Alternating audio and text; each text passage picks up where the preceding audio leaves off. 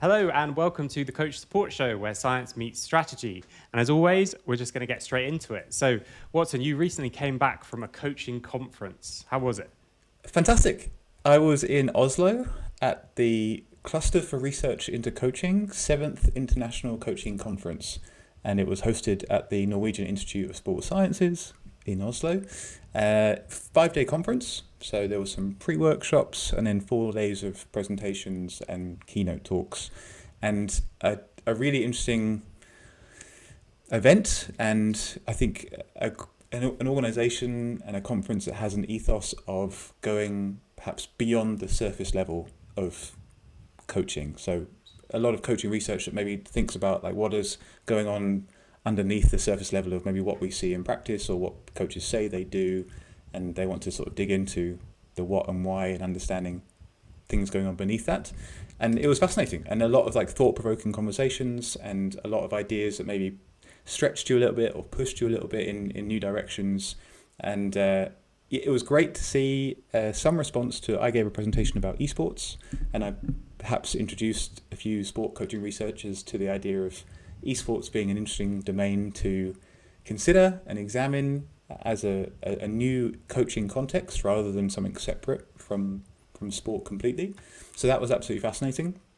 But yeah, just this idea that are there things that we sort of take as granted or take for granted in coaching about how coaching is done that maybe we could reconsider and think about in a slightly different way. So one point that was perhaps uncomfortable to hear initially was, is sport competition always a healthy thing? And what is the coaching role in keeping it how it is or changing it? Yeah, I actually love that as a topic. I've tried in Coach Talk, the other podcast that I do, I've tried to ask that to many people. I haven't given them warning as well. So I do appreciate that most people have kind of avoided the question where whenever they talk about like wellness and I want to treat the person as a person, not as an athlete and stuff like that, does it ever conflict with what's best for them as an athlete might be different to what's best for them as a person? And it's a very, very difficult question. I think the only person that I actually have got a kind of direct answer from on that was Simon Cox, who said, this is the pointy end of high performance. And sometimes it can be brutal and sometimes it can be unforgiving. Obviously, in the Olympics, it's kind of even more obvious, right? Because in a lot of these sports, you're just literally pushing your body to the point where it's going to be unhealthy. There's no way to do it actually healthily for your sustainability. You know, a Tour de France is just about to start. I dread to think how many years of your life competing in the Tour de France takes, but it probably isn't one. It's probably quite a few. So what was obviously there's no conclusion, but what was the discussion like around that? How did that actually pan out? Yeah, it sort of confronts you, as an idea with maybe like there's an inner defense mechanism, like, no, we're engaged in sport, it's good, it's healthy, it promotes values that we want people to adopt. But as you say, there is a pointy end to it, and it in subtle ways. For example, who do you select for your team, and is there any sort of harm to some extent to the people not selected, and how do they go forward with their lives with that happening? And when we're pushing for performance as a group, is it even possible to cater to the needs of every individual to the highest level possible? Perhaps that's difficult, because as a group we sort of have to stumble forward a little bit, and it can be difficult to really tailor to those individual needs. And then, as you say, there are things we have to do to maybe maintain a high level of performance, which might not be so sustainable over time. And even just the time we spend in training, could that be an opportunity cost with other health behaviours? So I think in the room there was an initial intake of breath, but then the idea of this conference, the whole ethos, is just to push those thoughts to further than we're normally comfortable going, and then to come back and settle in a place where it's new ideas, new ways of thinking about the role of the coach and things like that. So great presentation in that respect. But then there were other ideas sort of perhaps easier to digest, but also easier to apply. So, for example, how coaches learn best and how they develop skills. A big talk by an elite coach developer in Canada around her use of social learning spaces. So I think you and I resonate with this idea of coaches coming together, bringing something that is meaningful to them to the table and setting up a really high trust environment where they can talk about that and work through it and get input on that. And so that was seen as something, just really good in practice. And how that was maybe a disruptive idea was just challenging the idea of coaches have to work through certain levels of courses to get good, rather the social aspect being so formative. Yeah, and I mean, there is still this, I think Cody Royal in one of his books talks about it as something like I can't remember his exact wording, so I'm not even going to try, actually. I thought about trying. But it's just this like mythos of individual genius as a coach who sort of by himself does everything himself or herself. Obviously, it's a lot tied with some very toxic sides of masculinity, but that's a different topic for a different time. So, well, actually, let's touch briefly on that first one. Was there any kind of advice that you could share then around this idea of, okay, look, sometimes we have to realize that what is best for the athlete and the performance might not be what's best for the person. Or I guess I should say what's best for the person might not be what's best for the athlete, or I don't know which way around, however you want to conceptualize it. Obviously, in esports, and especially most of the esports coaches listening to this, probably don't have that big an impact on all this kind of stuff. I think it's probably much more around sport, but also much more around longer term teams, people who've been around for years, which is rare, especially at the ERL level. But is there kind of any advice there? Is it something that we have to just sort of find for yourself? I mean, the only thing that I have is like, you should at least think about it. Like, you should be aware of it, and that, go in with your eyes open is already better, and be clear to players like, okay, look, we're going to Worlds. If you want to have the schedule that gives you the best longevity, it's going to be this. And then let them decide, if they want to say, okay, actually, I'm just going to grind more and do more now, and it's going to burn me out a little bit afterwards, or all those kind of things. Yeah. Is there any practical tips beyond that? I think you've nailed it there with a bit of awareness on the part of the coach, and with that knowledge in helping to fill in some blanks for players. So what I mean by that is we are maybe seeing at this still early stage of coaching in esports, we're maybe seeing an adoption of methods that have historically been present in more traditional sport coaching contexts. And it's maybe just being mindful that if we use terms like, oh yeah, sure, I'm athlete-centered as a coach in esports and in my coaching, it's maybe just being aware that if you use that term with a team of players who have little experience of coaching, they might assume that everything you're telling them to do is the way they need to think about being a productive member of a team for the rest of their lives. And actually, some of those ideas are, as a coach, we should probably provide a bit more information around. I'm asking you to, adopt or to participate in a fairly intense training schedule. This will come at a cost to other things that you will also need to do to maintain a healthy lifestyle and a sustainable sort of career, but also a sustainable adulthood. And we just need to be aware that there are times where we might have our foot on the gas. We need to be conscious of the times where we can take our foot off the gas. And then maybe that's just a subtle way of saying, rather than throwing around these terms that we hear from traditional sports coaching and sources like books from Cody Royal and stuff,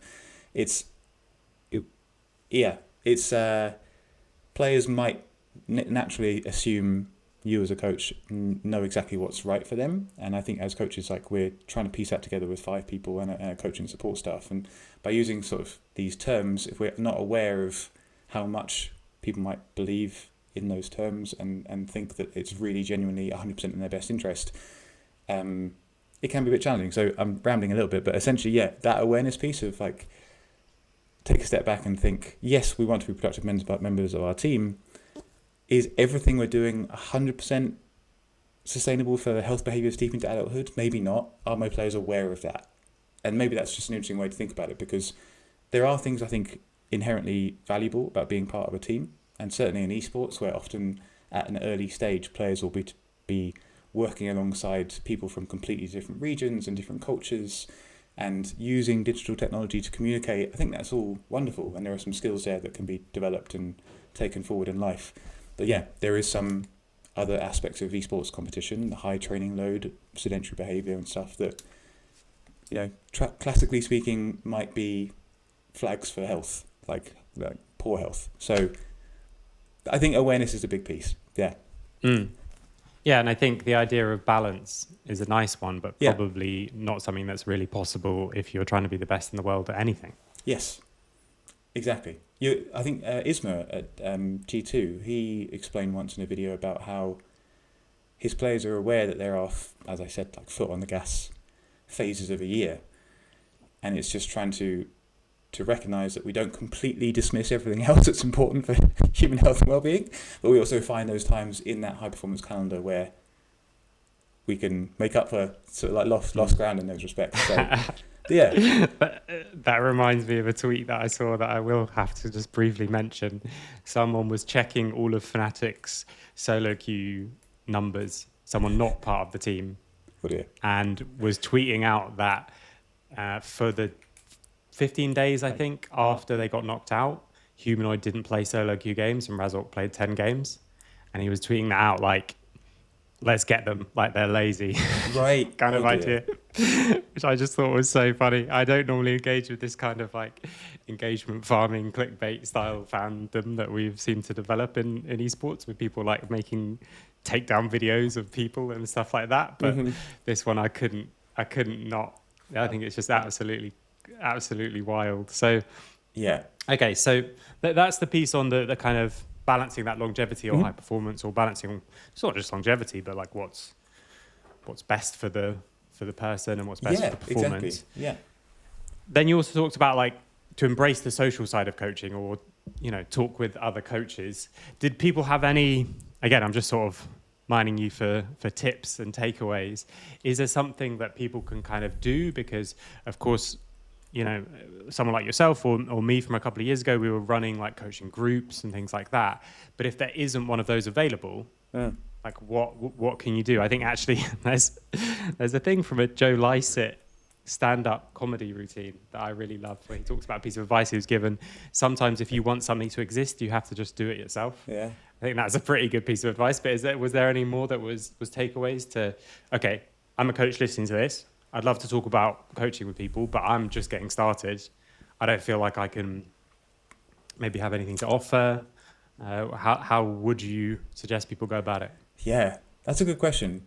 The talks I listened to were more for coach developers to understand the value in different sources of information. So is it coming straight from them and being fed into a group of willing listeners, or is it somewhat coming from a group and being shared?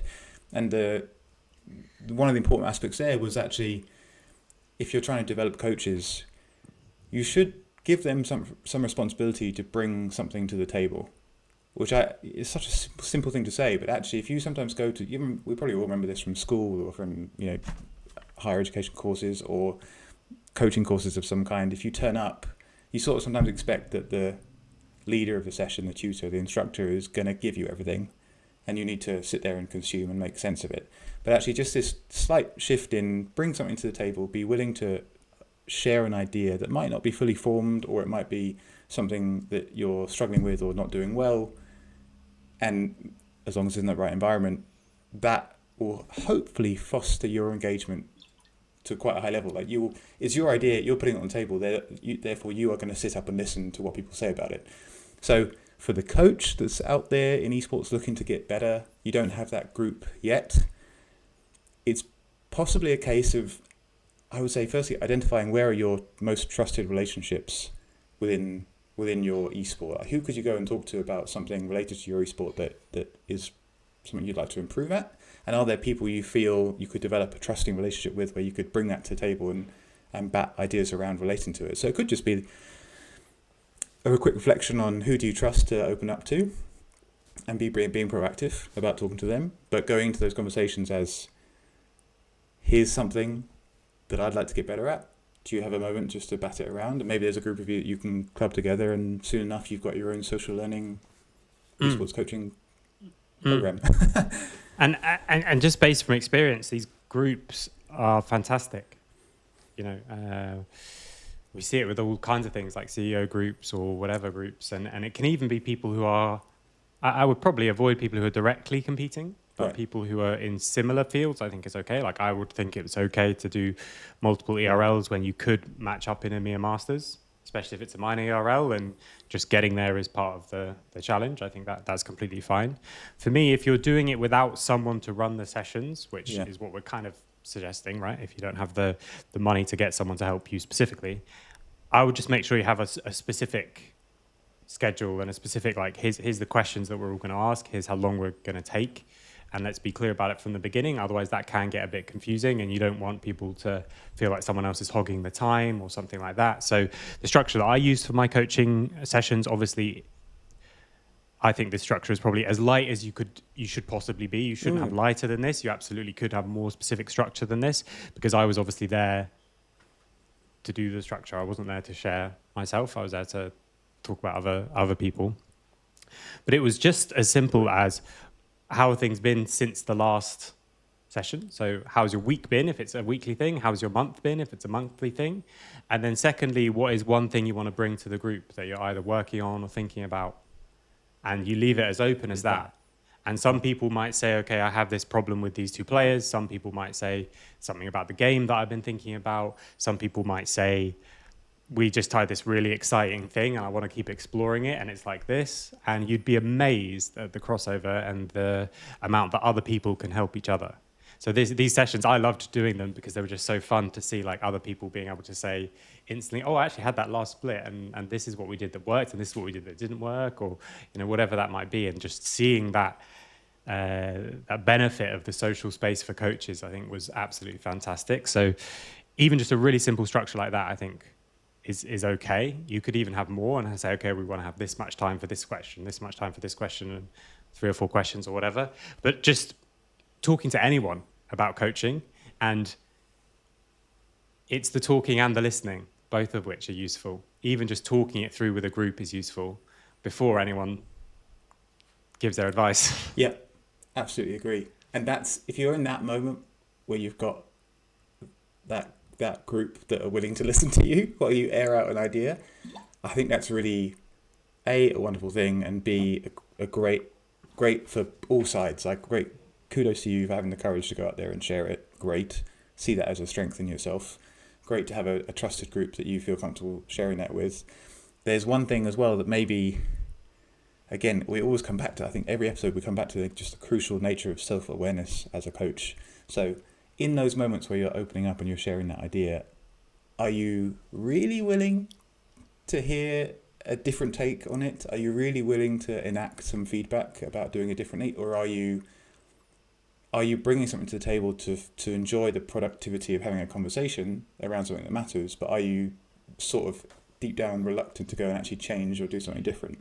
And that's, I think that's probably what we're always working on as coaches, right? Like, what am I really going to try and differently? Because we are sometimes maybe socialized into a way of coaching based on our previous experiences and our training, also what our players expect.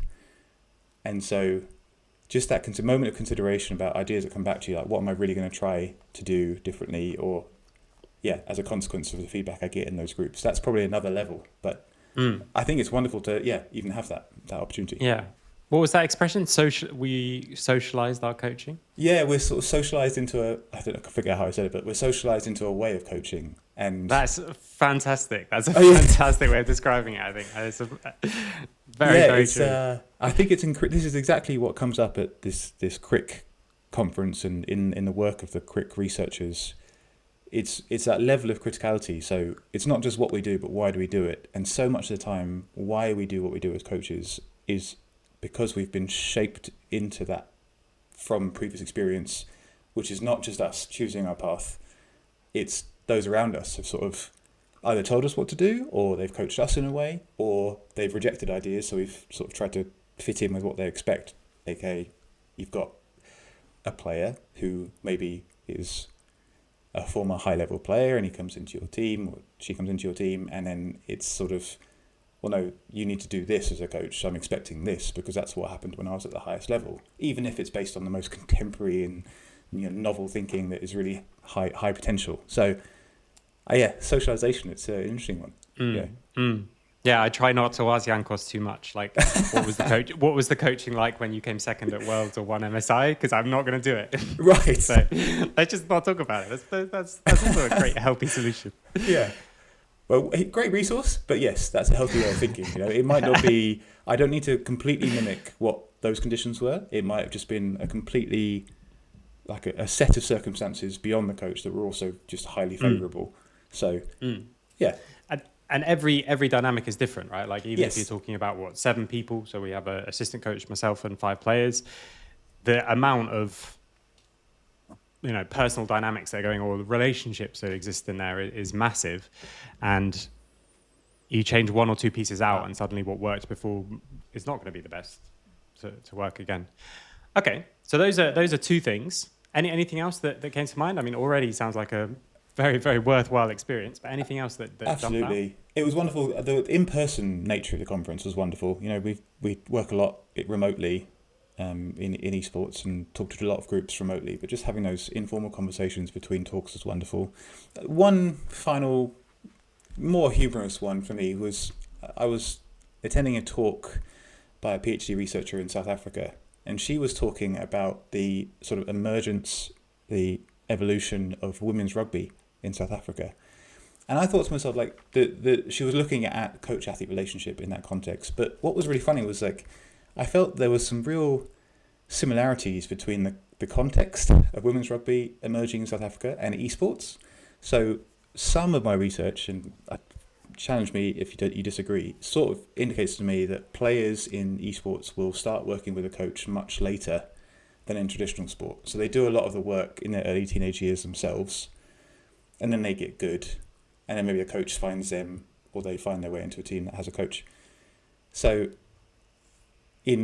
as I understand it, in South Africa, in women's rugby in South Africa, women's rugby is sort of an emerging area. It's getting more popular, but still it's something that players will often start doing as late as their first years of university, so late teenage years, and that's when they first form a relationship with a coach, and they have to start working together and figuring out how that goes. They might have come from other sport, of course, where they had coaches, but in the terms of meeting a rugby coach, it's typically later. And some of the challenges they spoke about were very similar to what we sort of see in esports. So it's players that have guided their own training largely under their own volition, under their own sort of intuition and feeling like what works for them, and then having to sort of adjust how they learn and develop and train because someone else is telling them suddenly what to do. And it was, just being mindful of a player's backstory, being mindful of the culture they've sort of developed within, trying to preserve that sense of autonomy and self-motivation, self-determination, trying to preserve that whilst, not dismissing where they've come from, but then using that and then combining it with the goals of others and saying like, we're really at the forefront here. And it was just a funny overlap, I thought. Yeah, I would say even in esports we maybe have it even more extreme, but it does sound like there's a lot of overlap because of course you can't play rugby by yourself, whereas you can play League of Legends by yourself, and you can get fully onto a professional team that's paying you a salary just playing League of Legends by yourself. True, right. If you get high enough rank, you can and apparently from what we've seen, you can jump in 6 months from a semi-professional league to the top league in the world. Or not in the world, the top league in Europe. People have jumped from LFL2 to LEC, for example, with like less than a year of playing. So even by the time they get to the absolute top level, they might have only had one relationship with one coach. Right. And that coach might not have been a professional coach. That coach might have also just been starting because you never know. I mean, LFL2 is very competitive and very, very high standard, but still the point remains. Isn't that extraordinary? Isn't that extraordinary? Yeah. I find that absolutely amazing that like we need to be mindful of this as coaches. So how do you work with someone who has very little experience of being sort of told what to do or guided in their own training? So of course there's going to be some tension where the player comes in. If you've just been promoted 2 leagues into the top league in League of Legends, you're probably thinking you're pretty good at this.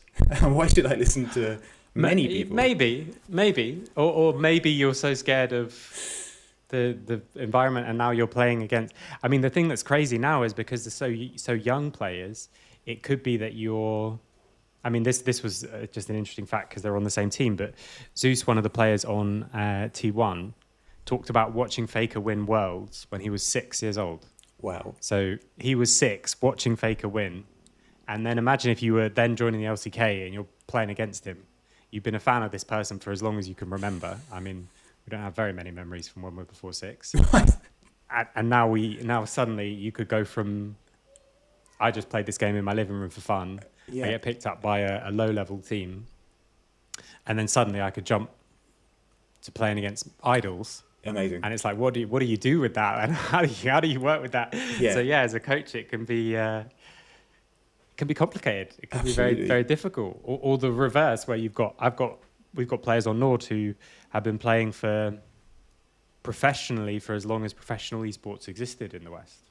So professionally since 2012, 2013. Mm-hmm. And they've been playing, for 13 years, but not only 13 years with the regular amount of coaches, 13 years of the esports amount of coaches. Mm. So they've probably worked with 26 plus head coaches in their time.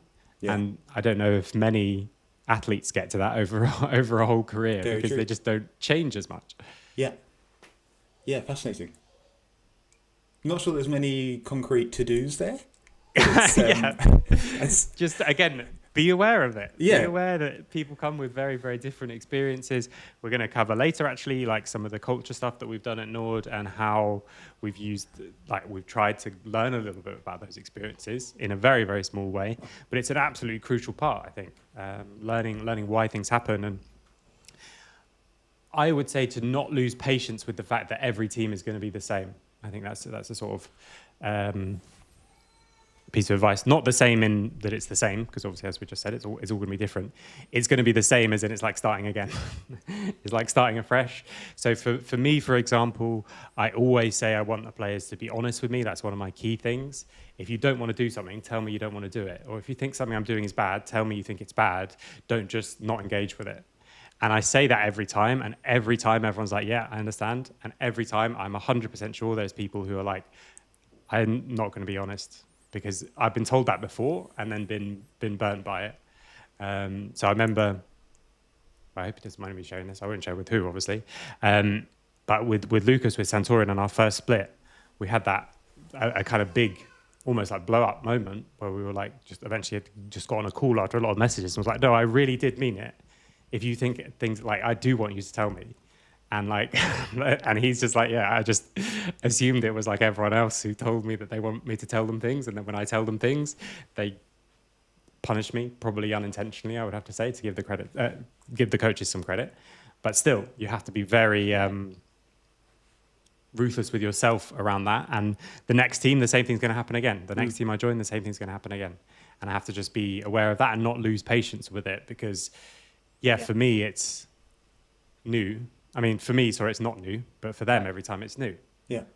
So, I think that's something as well that could be an actionable, well, not actionable, but hopefully helpful takeaway. Yeah. This would be, maybe this is a good transition into the main topic for today, because I think you're genuine in that, and you really want to hear that feedback. And I guess it's to some extent it comes down to trust and that culture within the team, and maybe they have heard coaches in the past say these things, but rather, as we said before, maybe lacking that self-awareness is actually really what they want. It's just maybe what they feel like they should say, and in your case, you're genuinely striving for it. So it's something. It takes a real level of trust for them to adhere to it, maybe in some way. But I'd love to know how you go about achieving that, how you get that trust for them to buy in. Yeah, I mean, I don't think we've got that yet with the team, but I'm more than happy to go over all the culture stuff we did. So we did a session on Monday, a long session. It was many hours, 3, I think, or something, of an online meeting, which is quite a lot. A lot less, obviously, when you're in person, but quite a lot when it's all online. And I can go through the exercises that we did and the stuff that we've kind of laid out, but also I can go through what our follow-ups will be and how we're going to kind of keep them going. So My structure around culture is still the same as we talked about. So there's a previous episode where we've gone over it in a lot more detail. We talked about, might have been the bootcamp one, there might be one that is literally called culture or something like that, where I talked about exercises for looking around, looking in, looking out, looking ahead, those kind of things. That's the model, that's the kind of A1 version.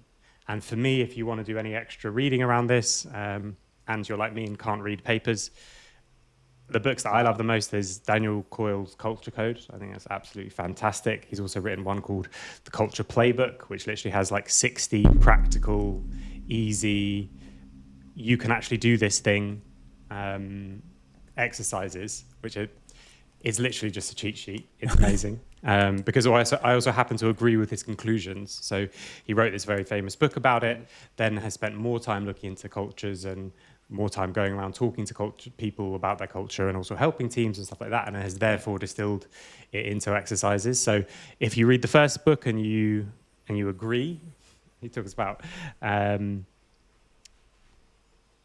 safety, shared vulnerability, belonging cues, and the shared purpose. Are the kind of sort of steps that we're trying to get through, and it's the vulnerability plus the belonging cues, which is what builds the trust, which is what I like. So if I say I want a trusting environment, someone asks me, how do you get that? I actually have an answer, which is very good, other than like, we just hope. So anyway, that's a bit of a tangent, but if you want, those are absolutely fantastic. So like I say, the A1 version includes all these different exercises. It would probably be over multiple days. It would definitely be in person. It would be without computers, all that kind of stuff. But you always, in coaching, have to tailor it to the real world. Like, that's why I love these discussions so much, is because we can really look into and dive deep into the theory, but then also have these moments of like, okay, but in practice, absolutely, here's some things. So the practice is that we're online. People are busy. Jankos is currently co-streaming MSI, which means he's upstreaming from potentially 9 o'clock at night to 7 a.m. in the morning. Oh my gosh. That was one of the days. That was actually the day before we did our culture meeting. So obviously we're starting in the afternoon. We're not starting in the morning and stuff like that. So there's a lot of different barriers. And so instead, I really wanted to tunnel in and focus on these like vulnerability and belonging type things. So it's the exercises about looking around the group, trying to work out a bit about each other, and then kind of looking ahead. And those were the two things that we really focused on. So what we even did, I can go through more practical details as well, but have you got any comments or questions on just the first part? So I realize I've been talking for a decent amount of time. No, it's great. I mean, exactly as you say, right? There is theory out there, but how it applies in this context, the context of your team, is just fascinating. And I'd love to hear more about the hiccups and what's been working from translating those activities, for example, into this team this year, like this iteration of John's team. Yeah. So this iteration, which we didn't do in past iterations because we were too busy, but also because we're part-time. Now we're not part-time. We're going to be more full-time, especially when it comes to the second half of the split. Cool. So it will be more important, but also because I've wanted to in other times and haven't had the opportunity to. Time was so precious, time as a group together, that it was worth it, but it wasn't something that I could fight enough for, basically. Yeah. So what we did is we started off with 2 sets of questions, and then we went into a discussion.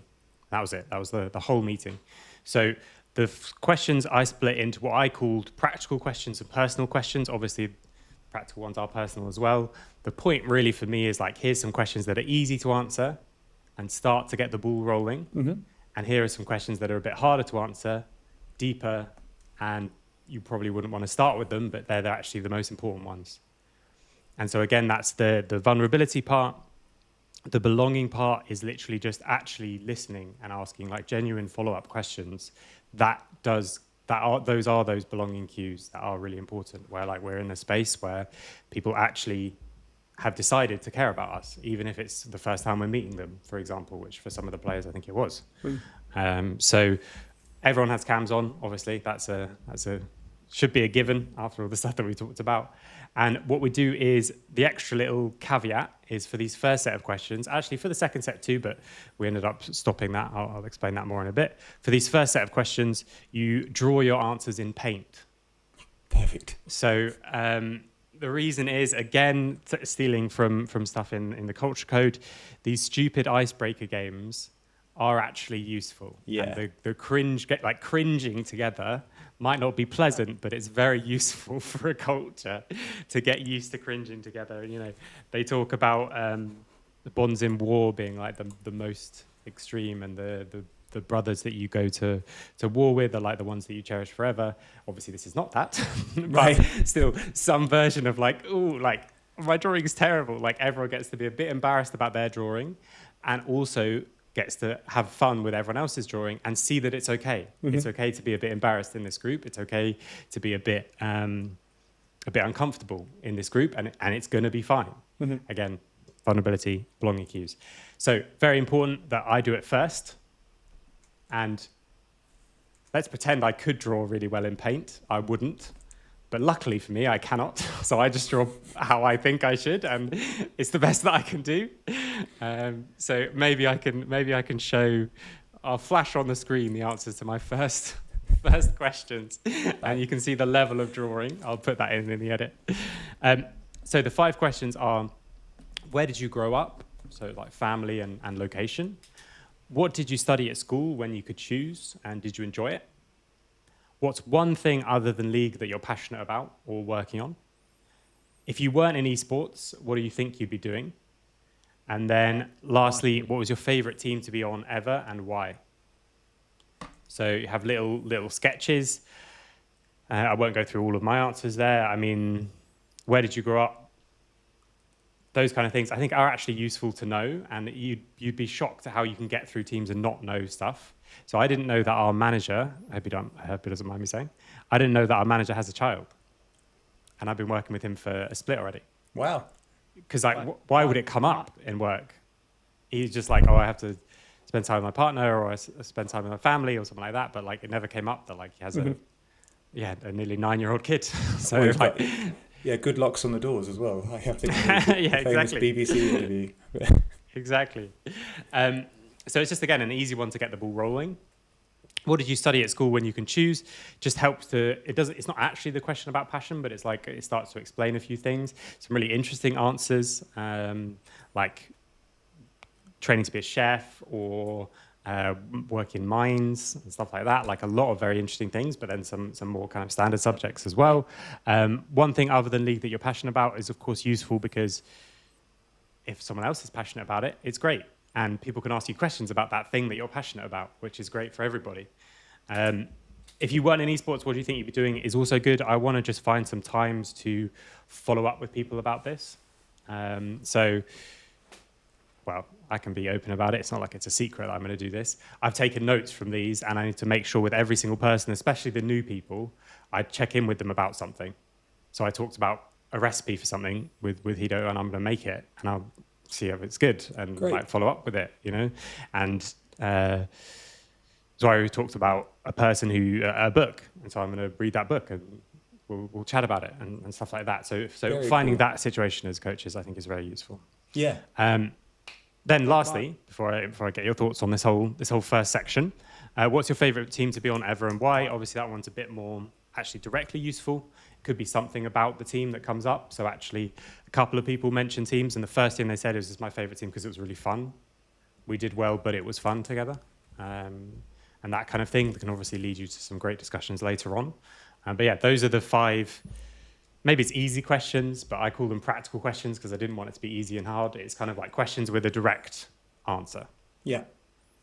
Well, definitely a couple of things stand out. One is your involvement in it, your active involvement in it, and your modelling of the behaviour you want to see, but not in any certain direction. Like not, you are just simply sharing with your players that like, it is okay to put yourself out there and be a little bit non-expert at certain things like communication, or in this case drawing on paint, and we handle that as a team very in a supportive way, in an encouraging way, and we get value from that process.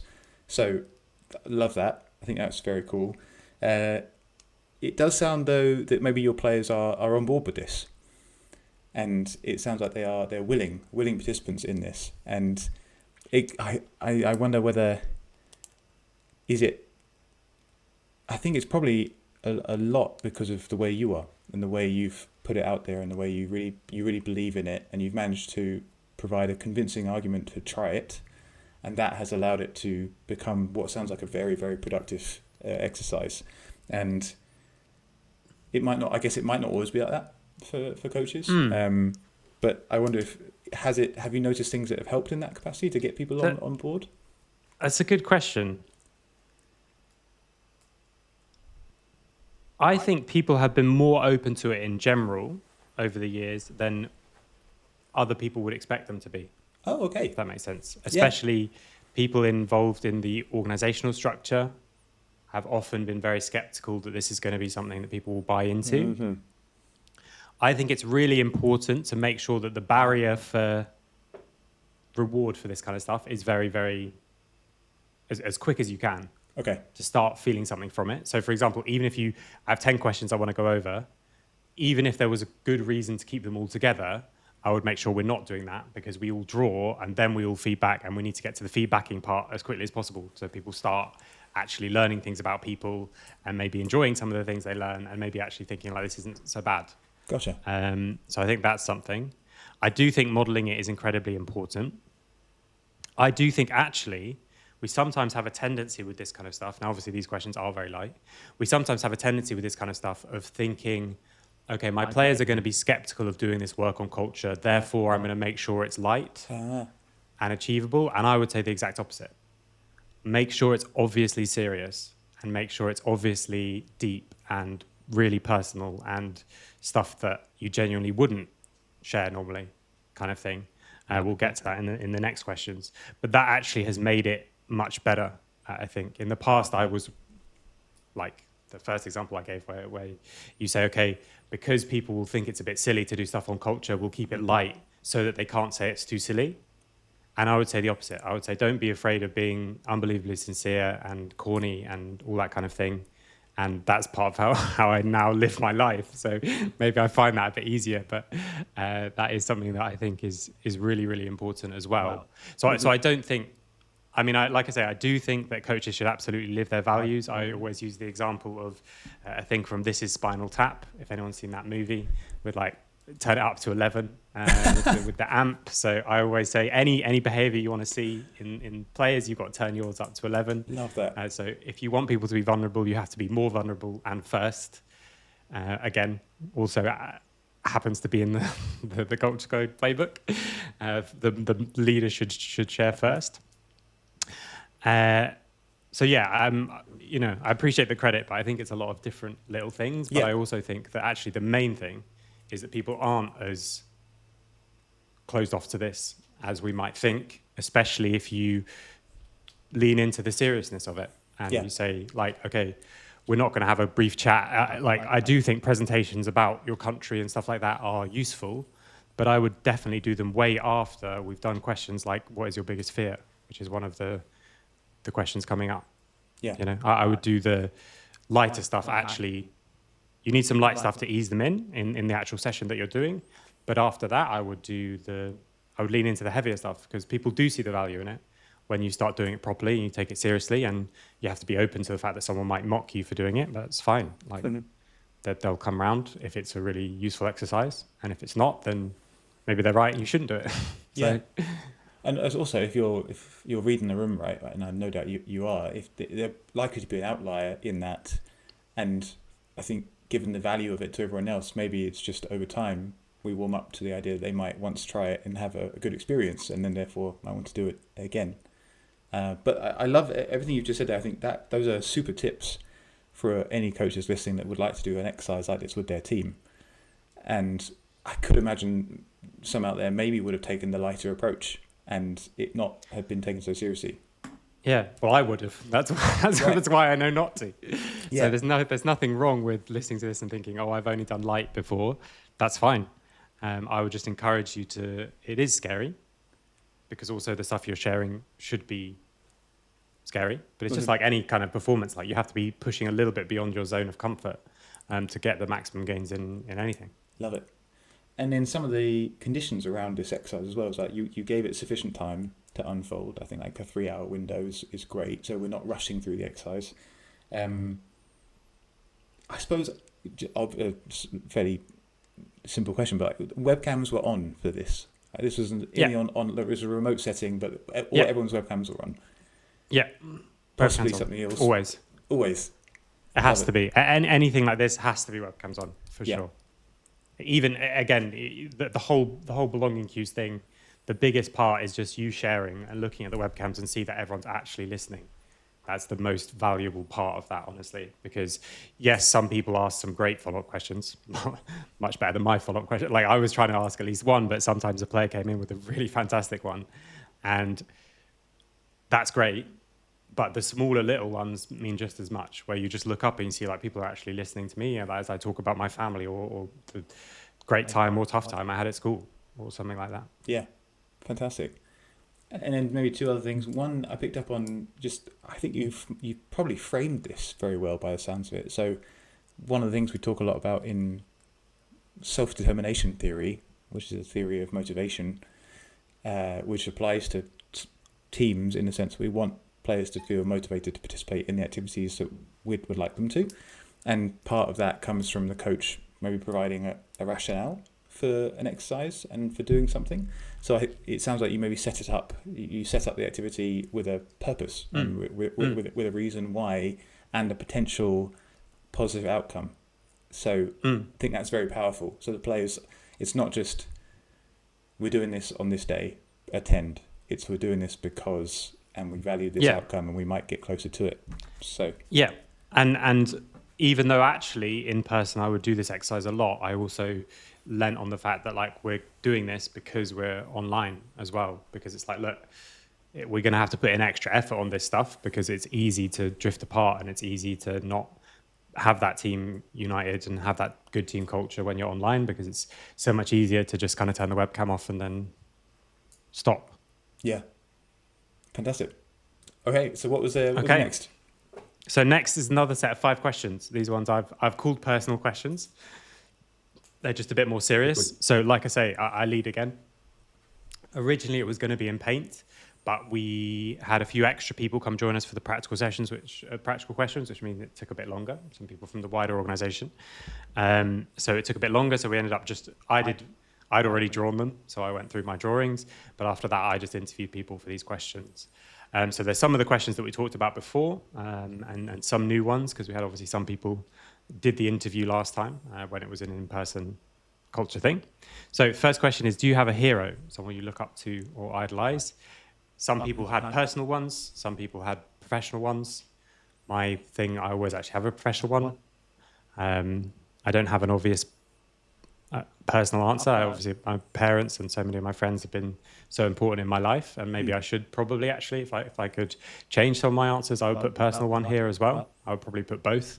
Sometimes I would give multiple answers to these questions, specifically to show, okay, look, you can give a practical answer and you can give a personal answer as well, even though I'm perfectly fine with people just giving one. There's actually something else we did at the very beginning that I've forgotten, which we'll get to afterwards. Then second one is, what's your biggest fear? And for me, again, the most important thing is you do this first as a coach and you're actually honest. So I did actually tell everyone what my genuinely biggest fear is, not just like, So that's obviously an important starting point. Yeah. Then what is the biggest hardship you've been through in your life?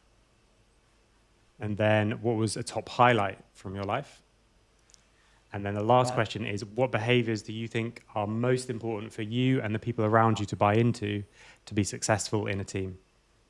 That one kind of more obviously leads us into the last part of the discussion. So those are the 5 more personal questions.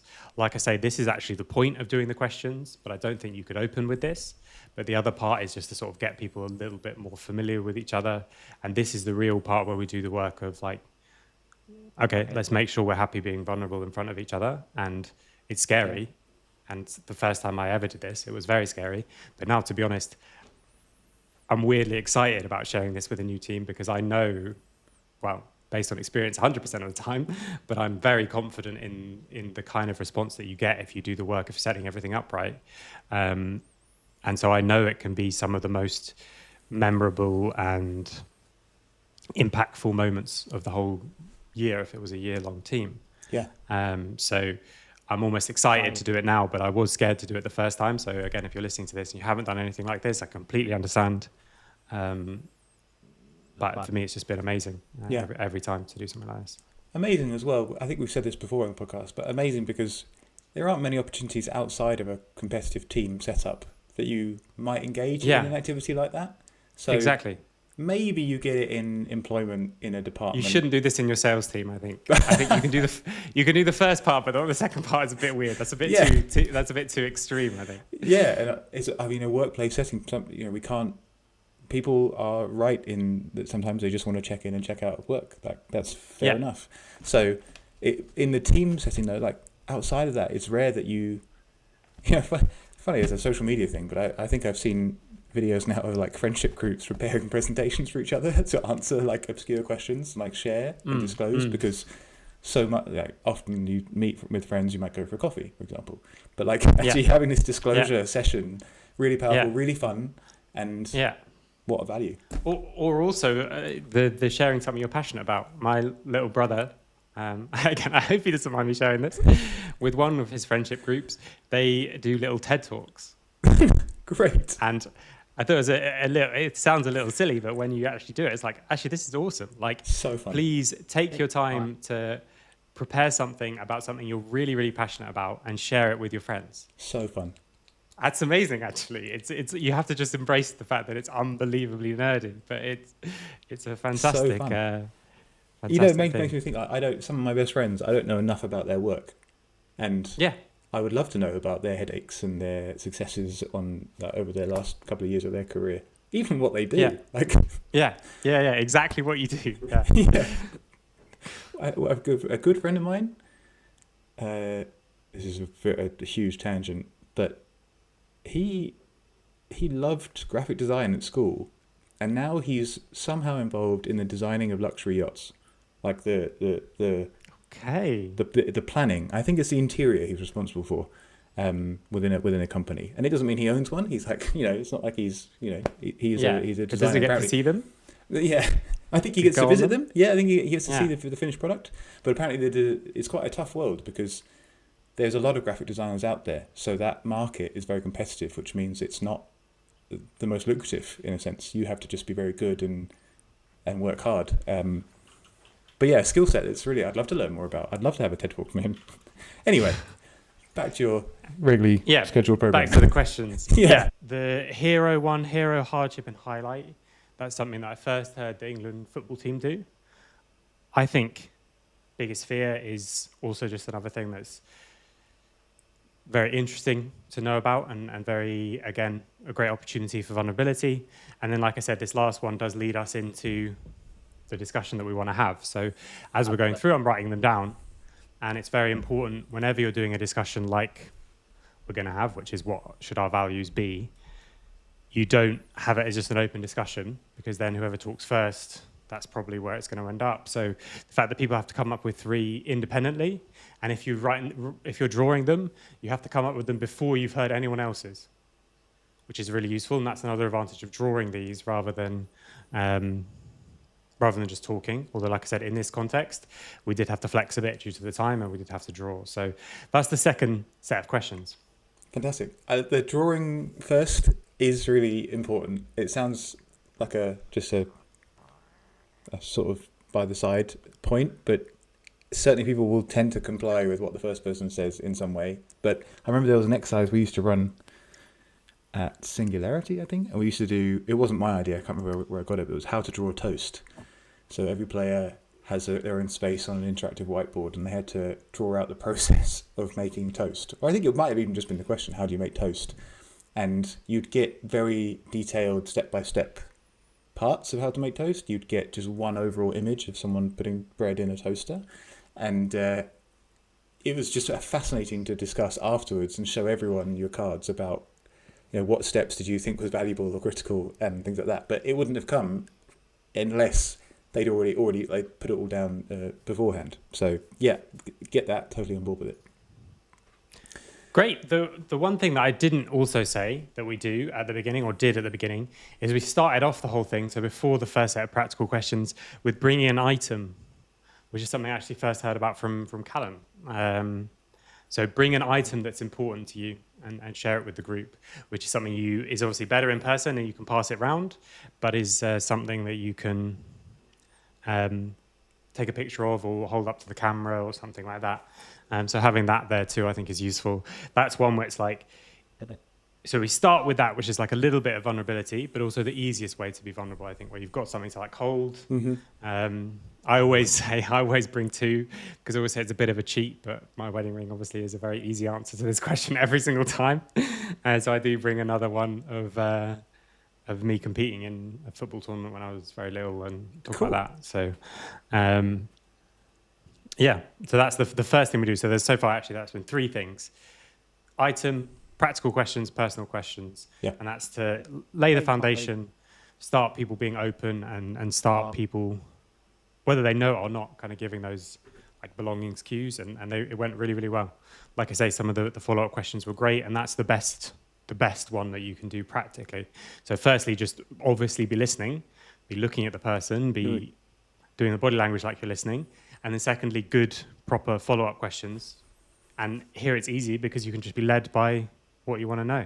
Yeah. It's like, why is that your biggest fear and not like, what about it? Maybe we don't want to delve too deep into the fear one, so that was a bad example. But okay, why have they been such a hero in your life? Or what do you think you've learnt from them that you wouldn't have otherwise, or whatever that might be. Great. Love that. 2 more questions? 2 more questions? No, so there's one more section for this meeting, and then we also should talk about how we're going to do the follow-ups and how we're going to do the discussion. So the last section is that we just have a kind of open discussion about those values, so about those behaviours. So we had words. I can even tell you exactly the words that we had, with a bit of finessing because they said them in different ways. 6 times something like honesty came up. Out of 7 people, that's quite heavy. 4 times something like fun came up. 3 times openness to new ideas. 3 times like hunger or dedication to the team or commitment came up. Then other ones that came up just individually, being supportive, being patient, being equal, respect, punctuality, trust, resilience are the ones that came up. So that's when people had to pick 3. And I just organized them. Okay, these ones have come up a bunch of times. Actually, to be honest, I was more like, does this mean the same as that?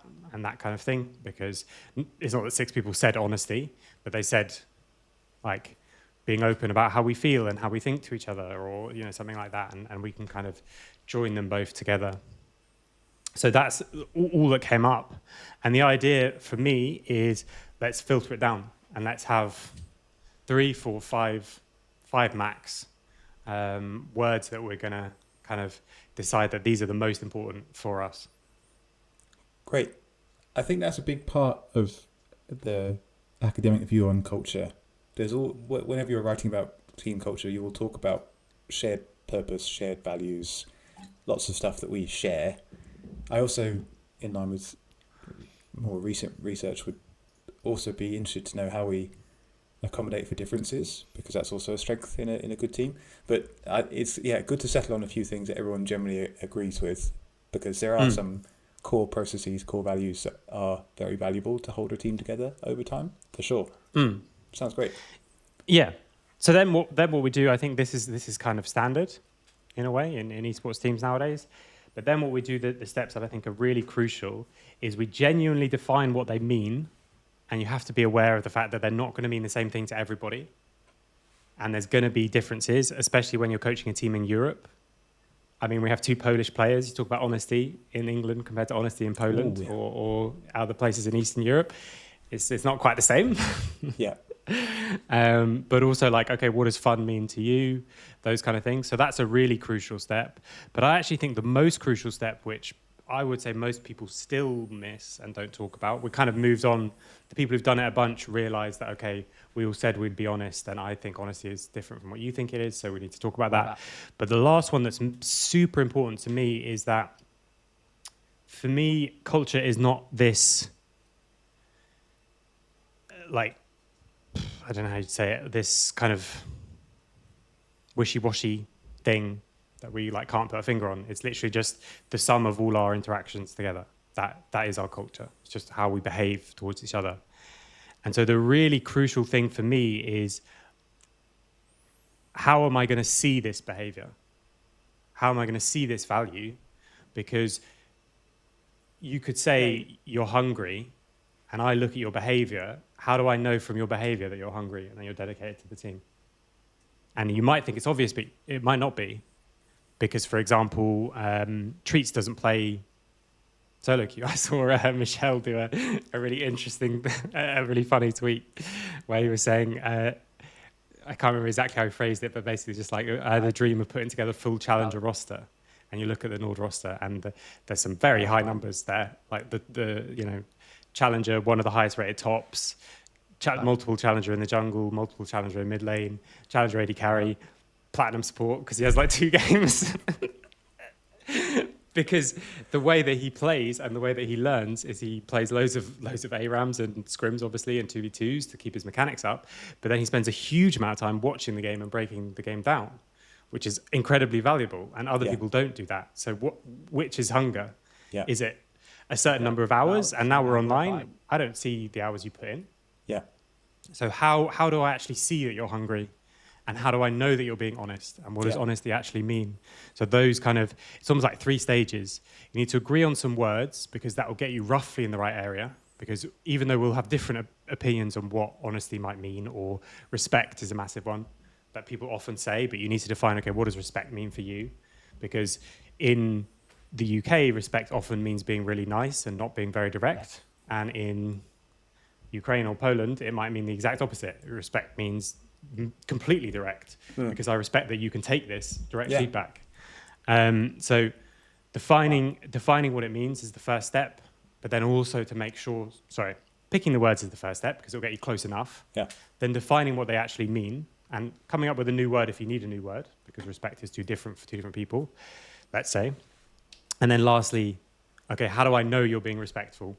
Because you could say something that I think is completely disrespectful, and then I ask you about it, and you're like, no, I was being okay, well, why can't you just claim it? So how do I see it? Because I'm not in your head. How am I going to see this behavior? So there's kind of 3 levels to this, even when we have the words. Yeah. A really interesting one as well. Like, if it doesn't come up for a long time, like a difficult dance to do in some respects about, does it encourage people to just say statements more often to sort of ensure people are seeing that they're still active in that respect, or just knowing that it's there behind the scenes and we still abide by it. But yeah, I love that idea, and I think important to note that there are different perspectives on these behaviours, and having an anticipation of how they're going to manifest over the course of a season ahead of time, critical, seems really, really important. Yeah, lovely. And play devil's advocate with them as well as the coach. If no one's saying the downside of honesty, you should say it. Okay, when a time's not to be honest. Or is there a time, even you can just ask the question, is there a time where the best response for the team is to not be honest? And of course there is, but you might still agree that honesty is our top value. Yeah. But let's also be aware of those times when it might not be, and try and work out and make sure we're clear about that. Or, okay, when is fun get in the way of actually doing well? And those teams that you loved being on, you had a lot of fun and won. So would you have had much less fun, or would you have not thought about them in such a positive way if you'd have had fun and lost? Yeah. But almost certainly. Which one could you do without? Yeah. Yeah. Fully agree. Cool. Okay, so the 4 we ended with were honesty, fun, openness to ideas, and hunger, dedication to the team. I've done this already in a pre-scrim, so it's already on stream, which is why I'm going to do it now. I'm going to go through from the discussion and from my own writing up afterwards and talking to people what we have as what those things mean and how we're going to show them. Great. To kind of show a little bit like how you might end up with something that hopefully is more practical. Now, I'm not at all claiming that this is the best version of this that will ever be done or anything like that, but it's a start and it can show you what I mean. Great. So, honesty, the one, I've tried to come up with a sort of one-liner for each one as well, because obviously there's currently 1, 2, 3, 4, like 5 things on this slide. Like, remember 5 things about 4 different things is quite a lot. So one thing about each one. Honesty is you don't need to say everything to everybody, but you do need to say it to somebody. So we did talk about those times where, let's say someone's had a really horrible game and it's really pissed you off and they've lost us the game. Maybe straight after the game is not a time to tell them that it really pissed you off. But my point is you need to say that it really pissed you off to somebody, even if you don't say it. So we don't have to always say everything that comes into our heads, but you do have to say that to someone. So I've hopefully going to build a relationship with the players where they can say it to me, but if they can't say it to me, hopefully they say it to someone else. And we can make sure that we are being honest and we are releasing those built-up frustrations as well. The next thing in terms of honesty that we defined it as in terms of the behavior is you do what you say you'll do. So if you don't want to do something, you say, I don't want to do that. Or if you know you're not going to do it, you say, I'm not going to do it. And that actually happens way more than you would expect. And if you just have this little rule, it can actually be really useful. Like, okay, I'm not going to do that. I don't want to do it. Because the reason I talked about this is I related it to the fact that obviously the team we want to beat is Lost Tones. They've won the league twice and they've also won a EMEA Masters twice. We want to do both those things. And they've been playing together since November last year. So we don't have the time that they have had. And we don't have the time for you not to be honest about that. We don't have the time for me to say, can you do this thing? And you say, yeah, but you know you're not going to. And then a week later, I'm like, okay, so where is the thing? And then they haven't done it. We just don't. That's a wasted week. We don't have that time. So whenever you can relate it back to the overall mission, the overall goal, the overall purpose, I think that's really useful. Then we had don't knowingly lie, which is quite a difficult one, but like always telling the truth is very hard because you might not know the truth.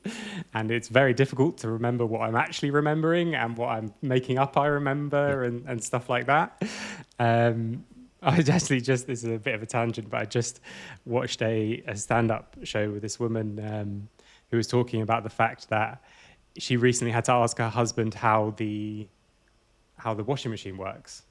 And that's how she realized that he'd been doing it for 7 years. And he was like, I thought you were doing it with me sometimes. And she said, yeah, I thought I was doing it sometimes too.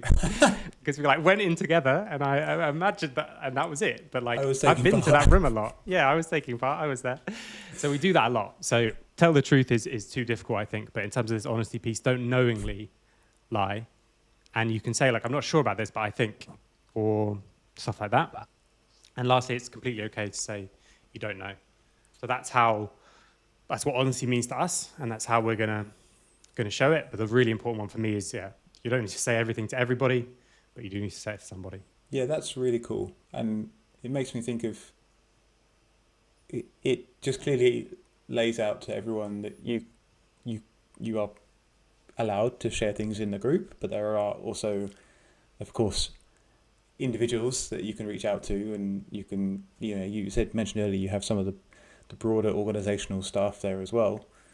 There are multiple people there that might lend an ear to what you would like to express, and having them all in that group session will also help them to expect those messages every now and then and those words every now and then, and that maybe concerned voice or critical voice, and maybe to treat that as, well, I welcome this because it was part of the values that we sort of agreed on, and I'm not going to rush to judgment or rush to action with it. I'm just going to be maybe a sounding board is all that's needed. So I like that it doesn't have to be that you can imagine a player maybe sitting there after the scrims or in the middle of scrims and being really frustrated by something, and you having laid out quite clearly based on what everyone's feeling that you should share this, but it just introduces that thought process to that individual of where's the best place and what's the best time. So that sounds super healthy. Yeah. Yeah, and I do a daily reflective practice with the team, which I'm just sort of, as of today, just starting, where they send me a message at the end of all their days and say, okay, this is what I did, this is how I felt about it, and we get used to that. And that's the perfect place for those kind of things. Because if you're in person, the perfect place for it is as you both happen to walk into the office at the same time, or when you're going for lunch, or you go and grab a coffee. You can't do that online. And let's organise a meeting so that you can rant about that thing that annoyed you. Seems a bit silly from both sides, so players don't often ask about that. But if it's literally just okay, every single day I record a 1-minute voice note to John, so I put it in, And sometimes you start talking about it and you realize you've got a lot more to say about it than you you might otherwise think. So that's a really big part of that. The only tricky thing with the voice notes for you is, I suppose, you've got to be aware of when you listen to them too. Yeah. Because if it's immediately after scrims and you're also no, I listen to it. Yeah, I always listen in the morning. Gotcha. But it's useful for me because they all go to bed later than me. So right. So it's fine. So they don't appear while I'm still up. Okay. They only appear the next morning, and that's when I can reply. So I do my own one to someone else who's helping me, and then they do them to me, and it's like this whole system. So that means I can tie this practice that's a bit weird, that they've never done before, to one of these values that we agreed, not just I said. They brought honesty forward, and we can sort of tie it together. Great. Which is always nice. Brilliant. So, next one is fun, or kind of fun and good vibes, because League of Legends quite often is fun. So it's not just that we should have fun. It's more like, it's kind of both. So we called it fun. My one-liner for this, which is, I think, a fantastic rule for life, is never miss an opportunity to genuinely compliment a teammate or genuinely compliment someone who is around you in your space. I think that's a fantastic thing to do. I don't think we need to be insincere about stuff. I don't think we need to be like manufacturing anything, but you'll be amazed at how often you think, oh, that was good, and you don't say it, and just get used to saying it. And also, I think, like I said, it's just a fantastic rule for life, because the more you do it, the more you'll notice things that are good. And also the response you get is quite amazing. Even when you're just like, oh, that's really nice, like parking you did there, if you're like driving with someone.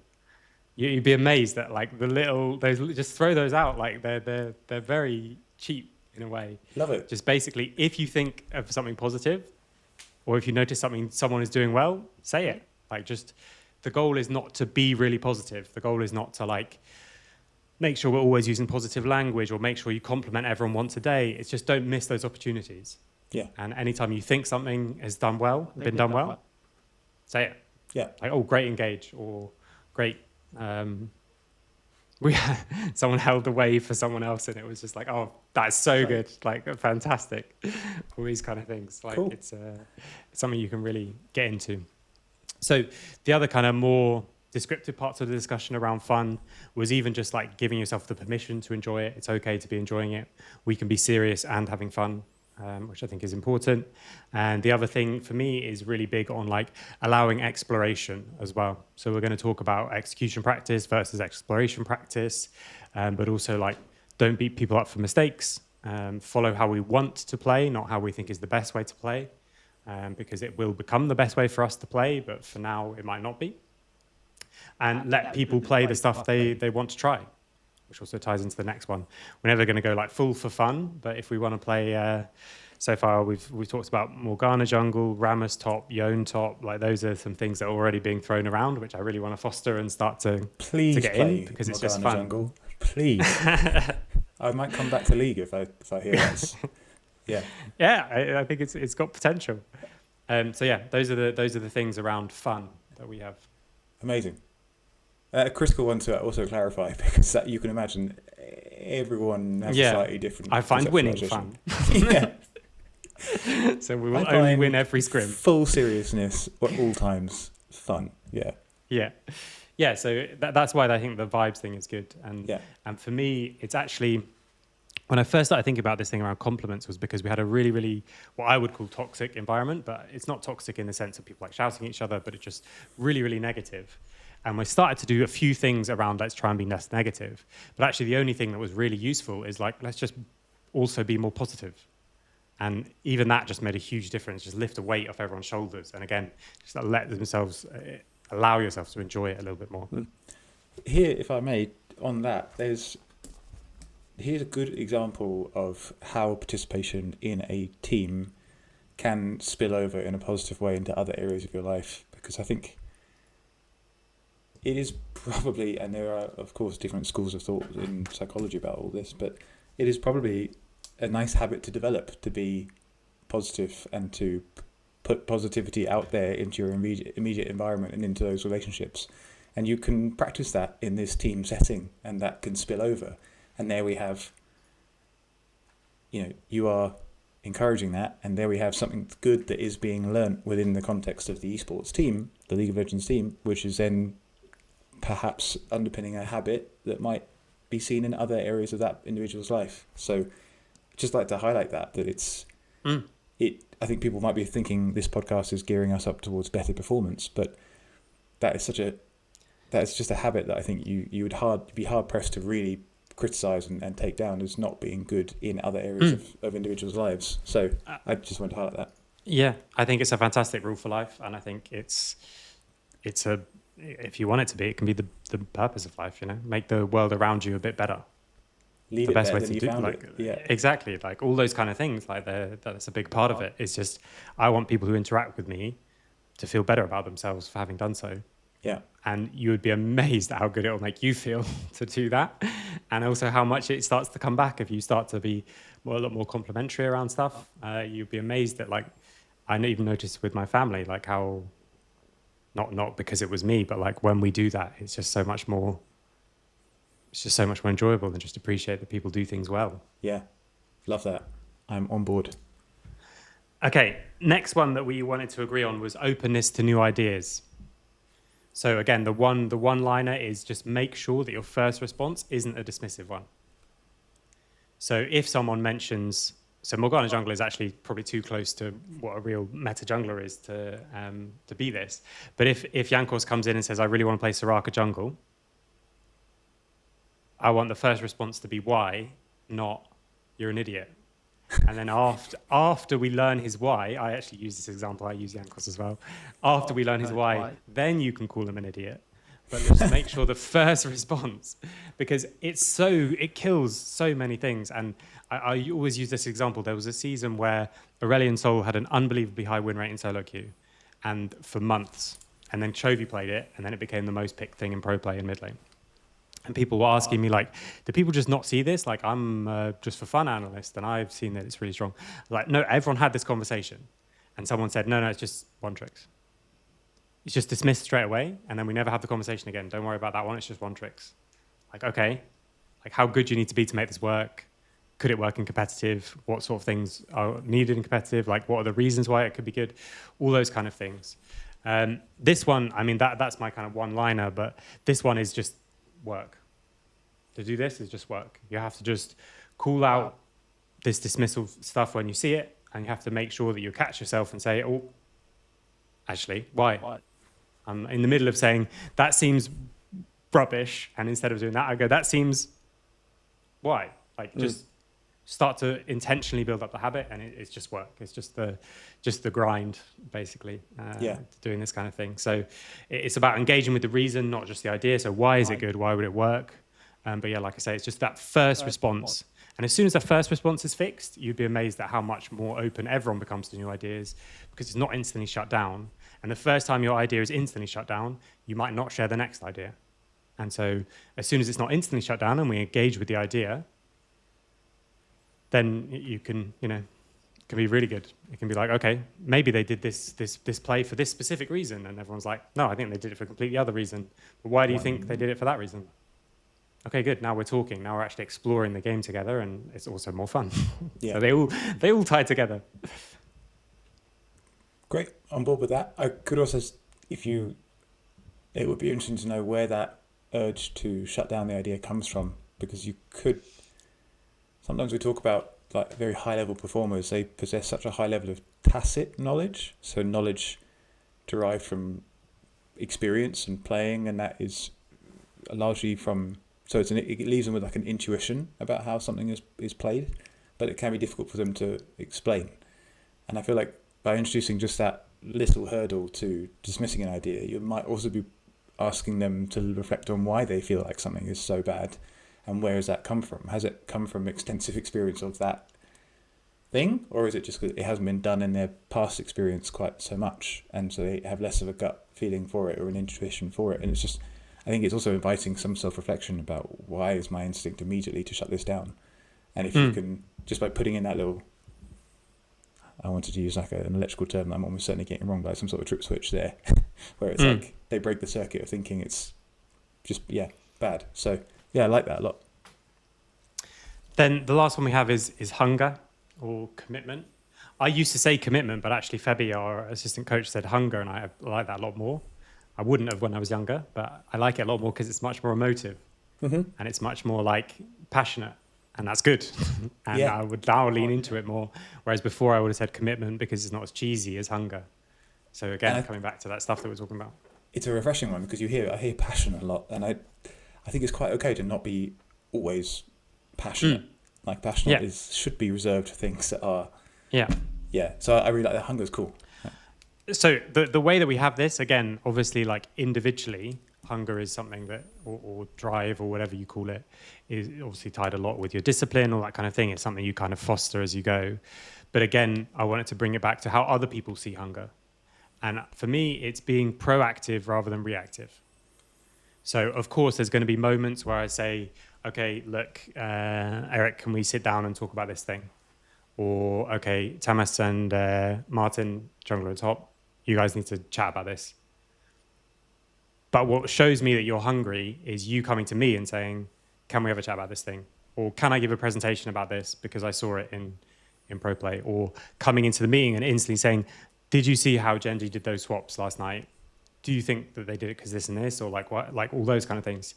And that's how we demonstrate hunger, by being proactive rather than reactive. I actually think this is one of the biggest problems that we have in esports, especially when you talk about operations or the wider space, not just performance. We're unbelievably reactive. And I'm a massive fan of the 7 habits of highly effective people. I think the first one is be proactive rather than reactive. Obviously, there will be stuff that you can't help but be reactive about. But anything you can be proactive rather than reactive, do it. Absolutely. Let's think about those problems before they happen. We talked about scouting and reconning a place where you're going to play, like a roadshow kind of a situation. Same idea here. So anytime that I can see that hunger from them, that's great. And anytime they can show that hunger to each other, that's great. And the right way we show it is I'm going to think, what can I do to make myself better? What can I do to make the team better? And this is where I was able to tie it a little bit into my favorite marginal gains type thing, which is nothing is too small to be considered. So there's nothing that's like, oh, I'm not going to bother with that. I'm not going to be proactive around it because it makes such a small difference. So we think about the cost rather than the outcome of things that we're looking at. So how much resources does it take to do rather than how much improvement will it give? So if it gives a tiny improvement, but it costs nothing to do, let's do it. Let's do every tiny little thing. And that shows, again, the hunger to people that you're just doing all these little things that we might otherwise not do. Yeah, brilliant.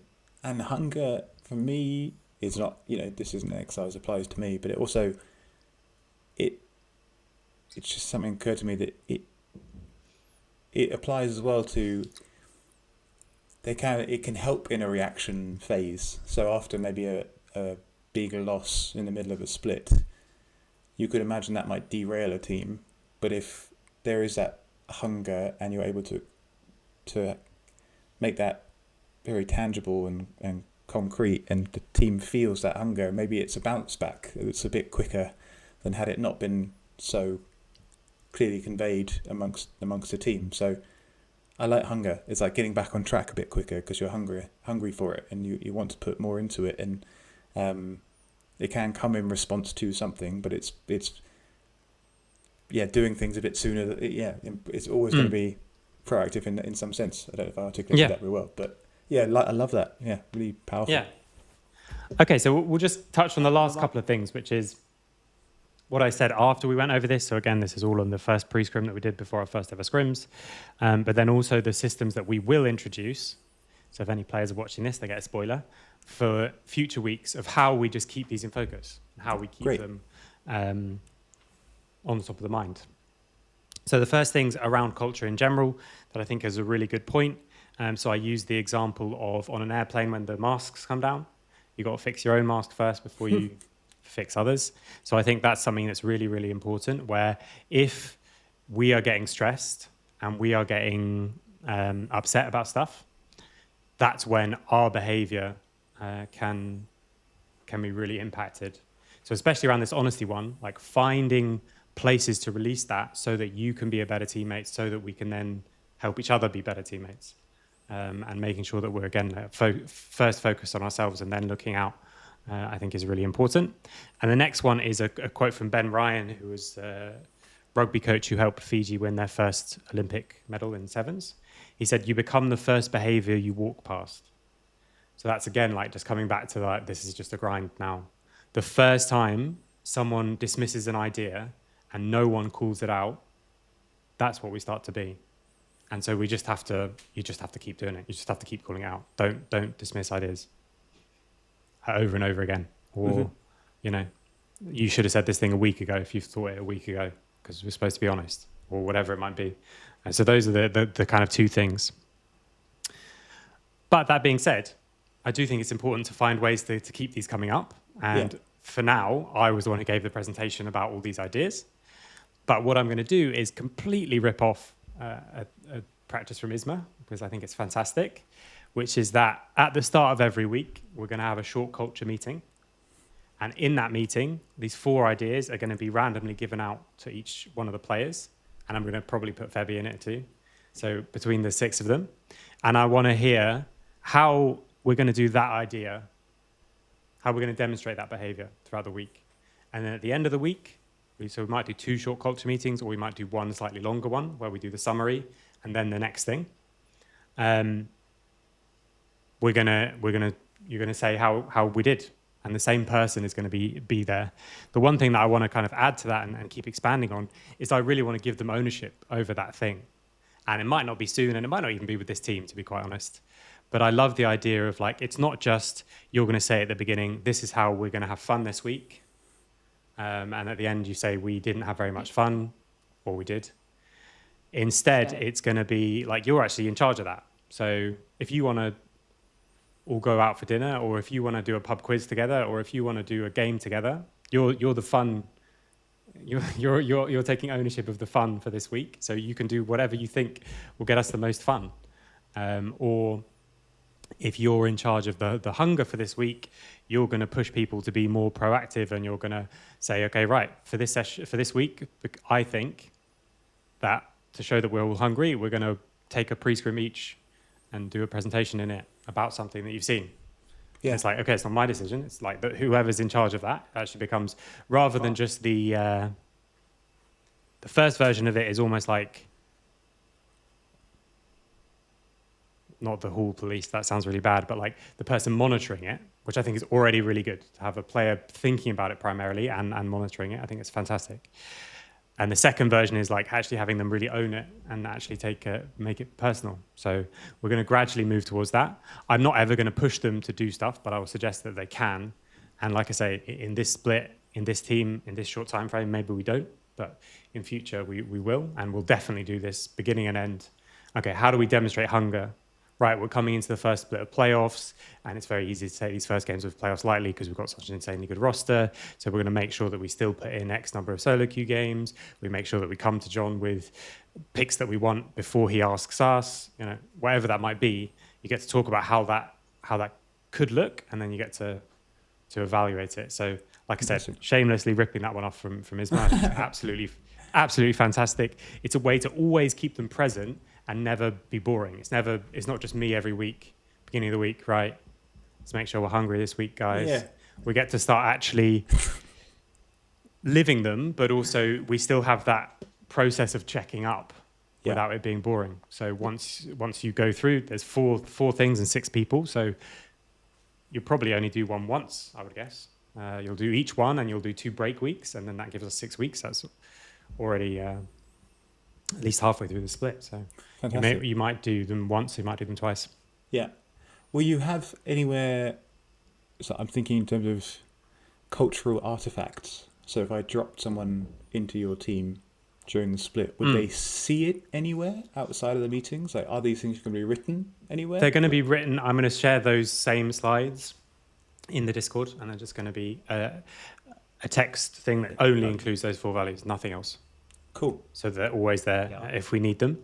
But the way that I phrased it to them is, if someone hasn't seen this first pre-scrim meeting or now this podcast, and they come into our team in a month, and I ask them, or they watch our stream in a month, and I ask them, how would you describe our team?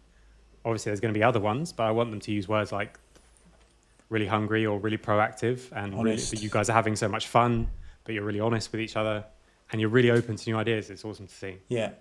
Then we've won. Then Yeah. we're done. That is success in terms of this team Absolutely. culture stuff. Yeah, and that was in the back of my head. I think yours too, right? You're always thinking about how does this all link to performance. Hard to imagine if mid-split someone can see those things clearly. Hard to imagine that team isn't doing at least reasonably well. Even if it's like not winning in the sort of the winning column of the league table, but at least in terms of developing the right sort of relationships there. To getting the best performance that they could with those players. Exactly. I think is, for sure. So, yeah, extremely cool. Exciting. Yeah. So that is the step-by-step of how we did culture for summer at NORD. Yeah. It's really good to be able to talk it through, actually. Like, it's quite fun because obviously we didn't want to do the culture session on stream, but it's nice to still be able to share stuff about it. Some insights, yeah. I have one question just about the shared purpose. So I think through this process, you can certainly imagine, like you touched on points around vulnerability and safety. So they sort of maybe come hand in hand. Someone shares, but the response is good, supportive. So that feeds into both of those things. The belonging, we're identifying things that we do share. So that touches a bit on shared purpose. But are there also, you haven't once, and this is interesting and quite refreshing, that you haven't once mentioned like the players' goals in terms of performance. Is there a role for that in this, or is there another way you sort of accommodate them? Yeah. I mean, normally in the process with this, like looking ahead, we would go through like what's the dream and that kind of thing. Gotcha. This is a shorter way to do it. We want to win the league and we want to win EMEA Masters. But normally I would dive into it a bit more, but there's a few reasons why I didn't here. Firstly, in terms of just the time constraints, some stuff has to go. And as long as we still have a direction, which is win the league and win EMEA Masters, we want to beat Los Ratones, and they won the last two EMEA Masters, so why not both? That's good enough as a purpose, because it is very clear and it is very defined, and we do have regular checkups of how we're doing based on that. But then the other thing is that actually, if you dive deeper into it, we're not in the position that some teams are, where we've got the same goals. So Jankos is choosing not to play in Tier 1 League. Some people like Hiddo is desperate to get to Tier 1 League. Chachi wants to get back to Tier 1 League. Treats is open to doing coaching and stuff like that. Like everyone's is actually a lot more different than on normal teams, where we want to progress to the next level. And so diving massively into it, while it would be very interesting, wasn't something that I thought was going to be like the best use of the time, because like I say, something has to give. When it's not 3-4 days in person, it's one meeting online. Something's got to give, and doing shorter versions of everything is better, I think, than skipping out stuff completely. We skipped out some of the self-reflection stuff, but some of it does come into those questions. But mostly we did like a shorter version of the getting to know each other rather than long interviews. We did a shorter version of the planning ahead. And so we didn't cover like what's the dream, which I love as well. Again, we talk about hunger compared to commitment, dream compared to goal, I think, for the same reasons. Really important. It's also very cool because there's going to be sufficient time for all of that to rise up naturally, and players will be probably at some point in the split quite consumed by their personal performance goal. And I think actually finding that common ground on completely other things first seems like a very powerful way of going forward, because we know from research that the pressure to win in esports, particularly at the moment, it seems just unrelenting, and even at levels that aren't what we might call like the elite level, like it's filtered throughout the ecosystem already. And so having that space at the beginning of the split where it's like, we're not ignoring these, but we know they're going to come up, and we're weaving them in a different way. What's the dream? But we're putting it on the same level as other stuff which we're treating as important. So I like that a lot. Yeah, great. Cool. Well, that's it. Like I say, so there was our blueprint.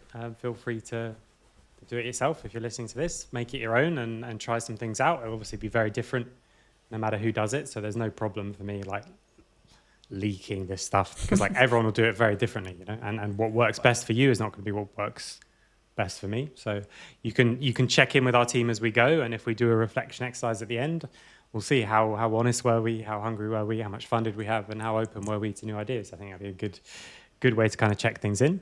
But other than that, thanks for listening. Yeah.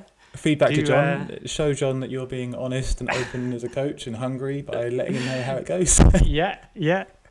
And yeah, thanks everyone for watching. Do like, share, subscribe, all those kind of things. And we will see you in the next episode. Bye, everyone.